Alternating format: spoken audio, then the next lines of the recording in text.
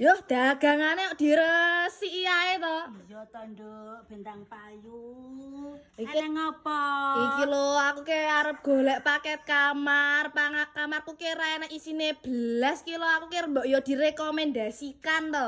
Iki lho 2,5 juta tak kayak iki lho, loro iki lho. Nah, meja rias karo lemari kayu jati. Ngene iki regane piro? 2,5 juta, ukurannya 110 kali 200. Lho ning jerone meniki kayak ngene lho. Sap-sapan. Iki ana gantungan, iki ya sap-sapan. Iso request. Oh, iso request. Iso. Digawe gantungan kabeh ya iso, digawe sap-sapan ya iso. Oh, cocok iki. Modele ya rena-rena. Lah, sisi tok sing ndi iki? Iki meja rias ngene iki, no. Oh, kena gadah wedah. Iki jati asli apa ora ki bane? Asli, nek gak jati dibalekne ra apa-apa. Lho, saneng kursine. Oh, cocok. Iki pilihane akeh apa ora kira-kira? Akeh pilihane, rasa kuwatir.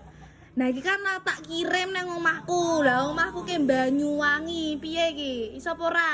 Gratis ongkir. Jawa Timur, Jawa Tengah, Yogyakarta gratis ongkir. Lagi gak Bayar di tempat. Ora usah dadak transferan.